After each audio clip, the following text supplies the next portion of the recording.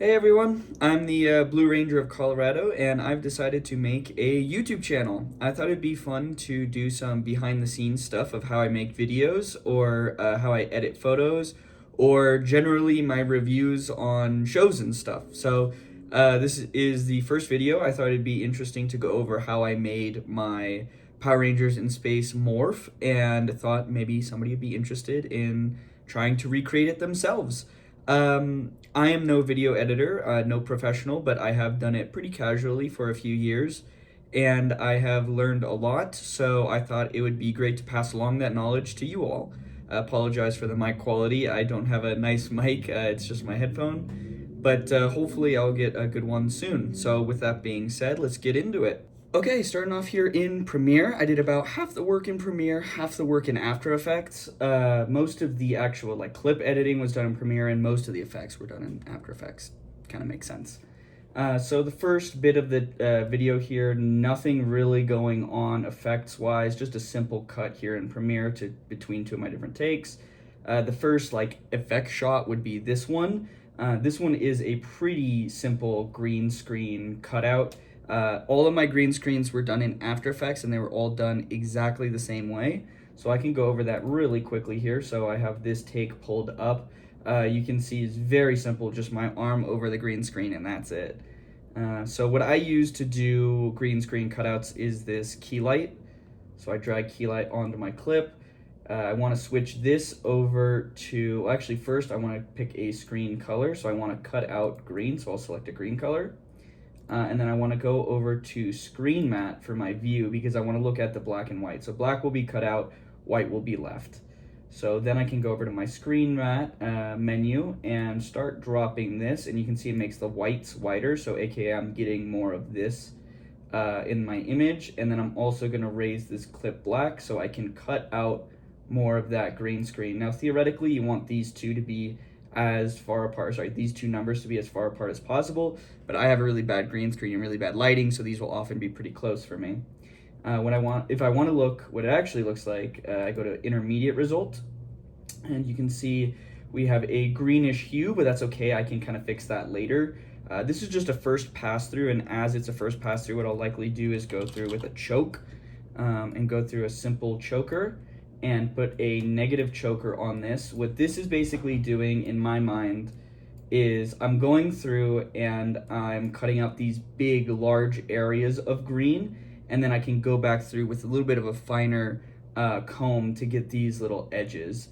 So once that's done, I can go ahead and pre-compose this. So I just right click and I hit pre-compose, and then I want to move all attributes into my new composition.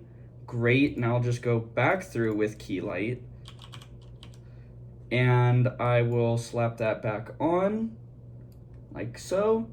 Do the same exact thing, select my green that I want to cut out, go to my screen matte, and then inside my screen matte, I will fine tune this a little bit more to get hopefully a crisper result. Let's go ahead and look at my intermediate result.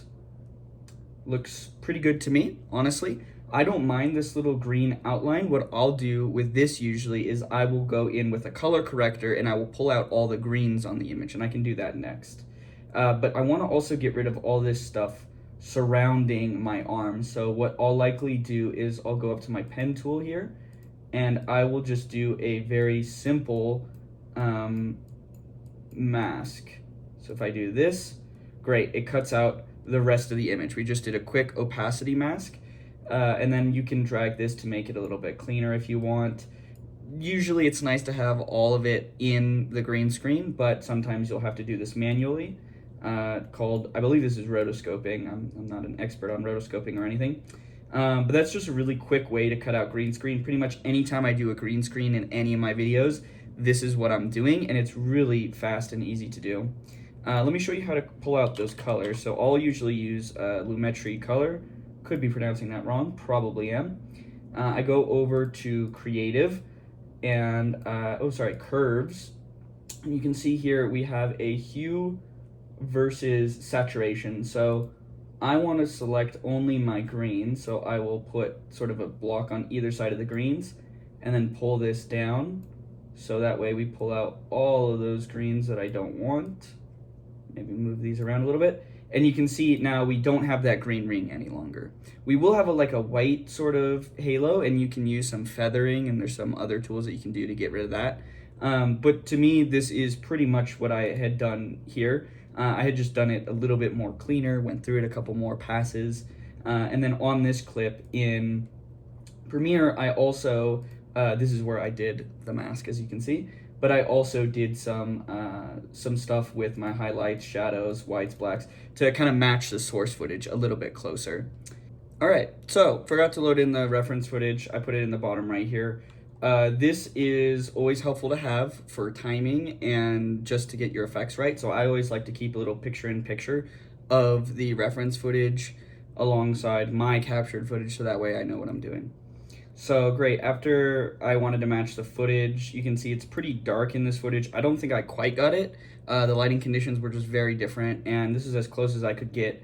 And I also like it a little bit better on my footage because it's a little bit more readable in my opinion. This one is a little too dark for me, but it's just all down to personal preference.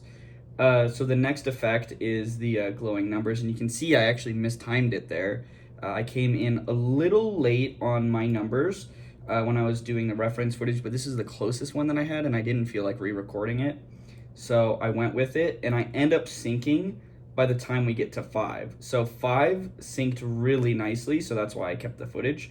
To do this effect of the glowing and growing numbers, it was actually quite simple. I just kind of did a basic text. I added some glow, I added some brightness to the glow, start color and end color, so started as yellow to match this, and then it kind of faded off into a white. And then all I did was a very simple scale. So, I did the scale down here. The position in scale and the actual transform of the text instead of transforming the entire graphic. I found it to work better. I think it just looked better. But yeah, so we just did a really quick scale, and then I also did an opacity fade. So they started off at 75% opacity, so that way you could still see my whole capture under the number. They just grew, and then they faded away. And that was it. It's very simple. If I were to do this effect again, I would probably use an actual transform effect. And the reason I would use a transform effect instead of using the transform within the text is because, where did my transform go? Here we go. Is because I could put on a shutter angle to give it some motion blur, and I didn't do that. But I don't think it really mattered for this effect, but that's something I could have done to give it a little bit more of a, I guess, a motion blur effect, which I prefer. So great. These lights were kind of a pain to do. I did these in After Effects. I timed it to this footage. If you can see it, if we go through, I'm about a frame behind the reference footage, but that's because I came in about a frame late. But you can see as I went through frame by frame, I tried to match up the lights exactly to the reference footage, and I did this in After Effects. So this one was really simple, even more so than the previous ones. So all I did was I had 4 white solids, and I just kept turning them on and off with their opacity, and that's it. It was a very simple sort of effect. The only real thing that I did was add in a glow. I prefer After Effects glow to Premiere's. So just really simple glow colors, A to B, sawtooth A to B. You could do B to A or a triangle, but I really just wanted a one-way linear glow, so that's why I did these two. Started off white, faded into red. You can see that's exactly what we have here. Started off white, faded into red. Added a ton of blurriness because I also added a Gaussian blur to make it look like as if it was actually lighting up as a light. My Morpher doesn't have working lights, so this is what I had to do instead. But it's really simple. I just kind of timed it with the reference footage, turning their opacities on and off. There's probably a more elegant way to do that, but honestly, it got the job done and it didn't take too long, so that's what I did. All right, moving on to the next effect, flash to white, pretty easy. This one was a bit of a weird one. Cut out myself on green screen. Hair is always a nightmare with green screen, which I'm gonna have to deal with in this video because I have a green screen and my hair is out. You always have like little wispy parts that never quite work the way you want them to. So have fun with that if you ever plan on doing hair. But the background is actually something that I use in both this clip and in this clip. So I did make that this myself, this effect. I did it in After Effects, and I did it with my light burst. So I'm not gonna save those changes. So this is the light burst effect that I made. So I'm doing sort of a few things here. So the first thing I'm doing is I'm just gonna turn these off so we can see what it looked like originally. This is Starburst. This is what Starburst should look like. And then now you can see the grid spacing, slightly different. Oh, do Control Z on that. Oh, sorry, I need to be changing this. So you can kind of randomize the pattern. So that was on 32. And then size, you can make the size of the dots bigger. I wanted them to be pretty small, so I left them like this. Speed, 2.5. Then I added this light burst on top of it. This creates the streaking effect that I wanted. So intensity here is set to 544. Ray length is -150. These aren't any particular numbers. These are just what I messed around with to get the kind of look that I wanted. So after that, I added in an optics compensation. This made it like stretch a little bit. I believe this is as if I was, yeah, so I'm setting the field of view to be really tight as if I was using a lower number lens, like I think like an 8.5 instead of a 35 millimeter lens. I'm not sure, I could be completely misunderstanding what this does, and totally could be. So next I added a matte choker. I'm not gonna lie to you guys, I was following a guide when I did this. I don't remember exactly why I did everything that I did in which order, but I do know that I added the matte choker, and I can see here that it's making it a lot brighter. If I had to guess, the matte choker would be choking in the color range that the matte can be in from 0 to 1 to make the whites whiter and the darks darker. That's my best guess. And then finally, I added in a glow. So the glow is really what makes the effect, I think, look like the reference footage. If we go back to the reference footage, you can see it's a big glow around each line. And if I were to just leave this as it is, it actually wouldn't really be doing anything, because I do have a rotation on. So if I took out this last key, this is what it would look like. It would look like it's just coming at you. And I believe that's actually something that's happening as early on as the light burst. So if we just look at it with the light burst, yeah, it's coming at you already. So that's an effect that starts with the light burst. These are just to add the longer streaks and to add sort of the glowing effect on top of it. So normally it would just be heading at you like this, but when I added in a rotation key, I just gotta Control Z a few times.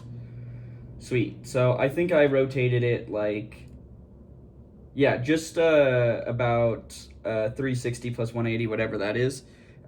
Just one full loop and then a half turn, and that gave me the right speed that I was looking for the effect.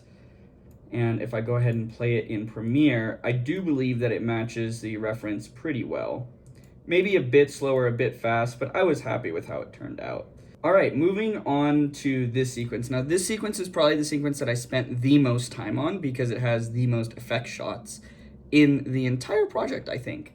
So starting off here, right when I come in, these lines that appear on the character, these are actually one of the things that I feel like I didn't do super well, and I couldn't get a convincing effect to match the source material, and I had to just kind of leave it because I was spending too much time on it, and it was sucking up too many resources, and it just wasn't turning out the way I want. Okay, let's get into this effect. Even though it's a few frames, I still did think it was an important effect in the shot. So at the end of the day, it's really just a change to color to turn the black and white to blue. And then it's a turbulent noise that I messed with a little bit. So if I go ahead and reset this turbulent noise, this is what it looked like to start. This is just put on a black solid. The main thing I did was I upped the contrast a lot, and I turned the brightness up, or did I turn it down? Let's see. Yeah, okay, so I went to 800 for contrast, 100 for brightness, or negative 100 for brightness. So let's turn that to 800. Let's turn that to negative 100. And you can already see, great, we now have some randomized areas that the lines will appear in, but we want that nice streaking. So what I did is I turned off uniform scaling, I turned width to like 50, and I turned height to, I think, 4,000. And there you go. So jumping back into Premiere, the next one is the scrambled letters. So this one was actually, in my opinion, a really fun one to do. This effect was a lot of fun to do and super easy, but I did follow a guide, and the guide would explain it a lot better than I ever could, so I'm going to link that in the description to go over how I did this. It is a lot easier than you may think it is, though. Essentially, what you want to do is you want to type out what you want the word to eventually be, and then you use these character offsets. So if I scramble these character offsets, you can see that it will randomize the letters on screen in real time. So you just basically want to animate this slider and then also animate when the slider will turn off, or like which letters it applies to. So it slowly unscrambles into the word you want it to be. So morphing and then complete. And you can see there as my selection slowly gets less and less as I get those final letters. So I'm going to leave a link to that in the description so you guys can check that out. It's a really cool video and I highly recommend it. So moving on to the next effect, we have the spinning. I guess we can talk about this. So this is a nested sequence that I made of basically just a bunch of photos of myself at different turns. This is the other effect that I really wasn't happy with matching the source footage because I couldn't find a great way to turn myself in real time without making it look awkward or without making my legs, like I wouldn't match the reference picture in terms of my body position, because I have a turntable that you stand on, like ice skaters stand on, but it didn't look quite right and I wasn't really getting the right timing. So I decided to just take pictures of myself at different angles. What I would do to kind of redo this in the future is I would just take more pictures of myself. And that's kind of hard because it's just very time consuming. I ended up being happy enough with this. I tried to experiment a lot with motion blurring, but I could never really get an effect that I liked. So I kept it choppy. It's only in the entire video for about a second, so I ended up thinking, you know what, this may be as good as it gets. So anyways, it was literally just a video. It was actually a video, and I slowly turned in the video to each angle, and I recorded that on green screen. So I cut out the green screen first so I didn't have to individually key each image, which would be a nightmare. But I did do that, and then I just put them next to each other in the sequence. I cut out the little bits where I turned, so it was just a clean image of me standing for one frame, and then I would just go to the next image of me standing in a clean pose for one frame. And then just kind of composited that over those. Pretty easy there. The next effect that I can talk about is the text scrolling. Very easy to do this. Literally just the text. I found the text. Very weird text, by the way. If you ever look it up, it's just gibberish. Tighten up, reality gangster. Stigma through idiot hearing. Keep frustration clear. Patience open ahead. It's just doesn't really make sense to me. But I found this text and then I just did a simple wipe of it, and I timed the wipe with the reference footage. That was it. Very simple. Wipe, so it starts at the top, slowly reveals it. Super easy. The next one we can go to is this SP weapon up here in the top. So the actual border was just really simple. I made this in Photoshop in about 2 seconds. Just a really quick shape. And then SP weapon. I did not spell that wrong, by the way. That is what it looks like in the reference. You can't read it here, but if you go look at it, it is WEPON. Unless I got the wrong image or something, this is what I found. The actual axe is, funny enough, something that I made. So if you didn't know, I do 3D models, and I made a 3D model of the axe a little while ago. So I just used that 3D model. I made it a white model, and then I saved that out as a photo, imported it into Premiere, and then I did a little effect on it to get that a couple effects to get that kind of phasing in effect.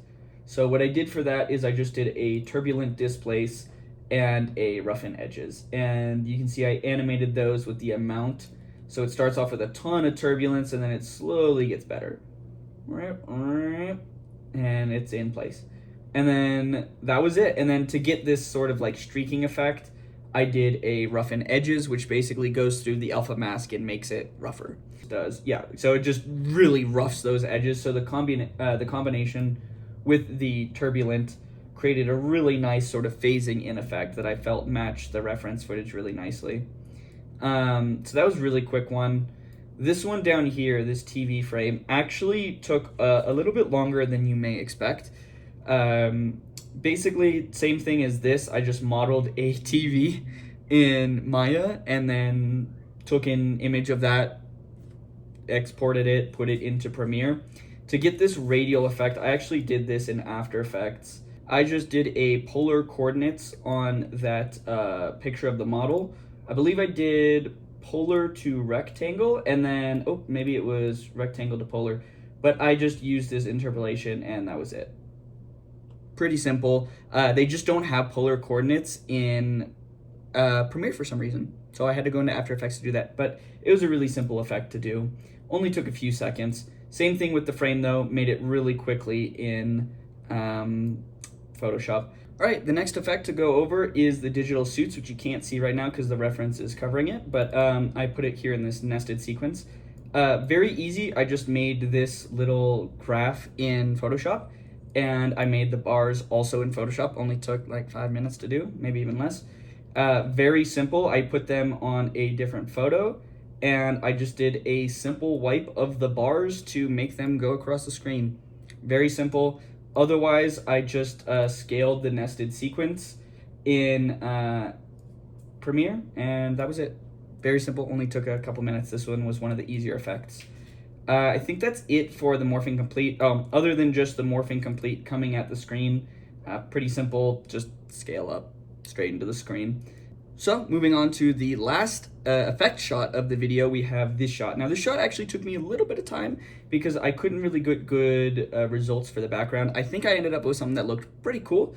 But first let's start off with this. So again, always very simple, easy green screen cut. I just did a turn like this. I had a little bit of a turntable. I just did this in front of a green screen. That was it. The footage I was working with had a really bad reflection. You could see everything, and I hated how it looked.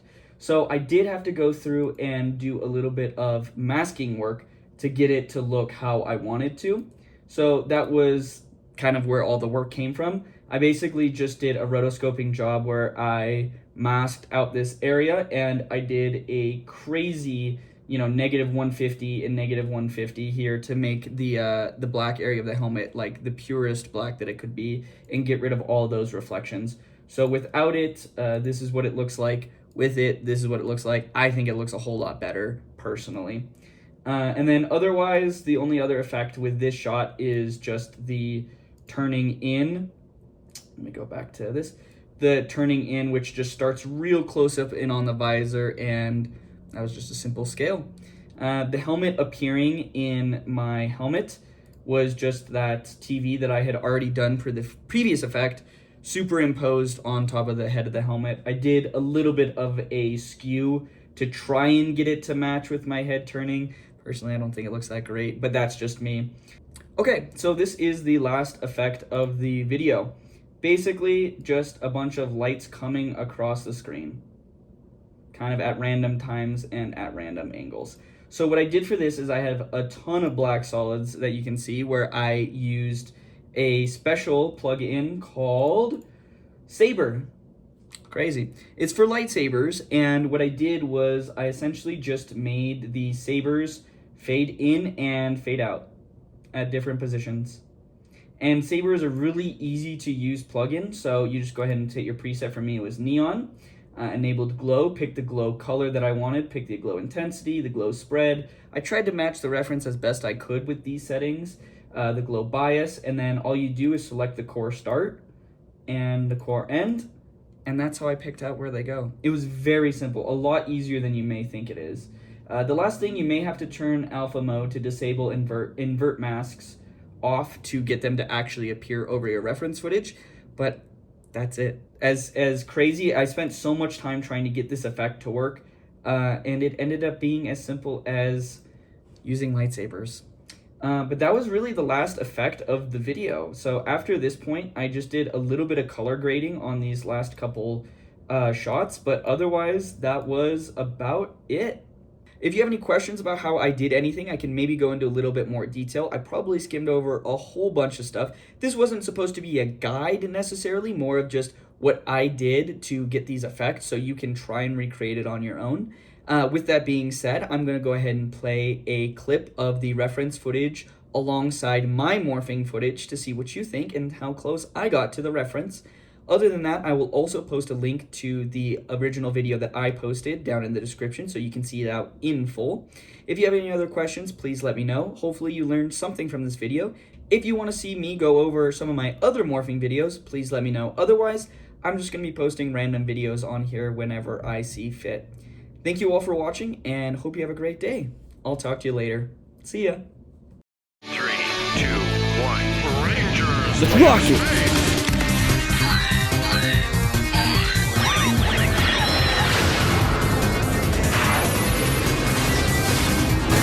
Whoa! Oh yeah! Let's do this! Blue Ranger, power up! Alright, let's go!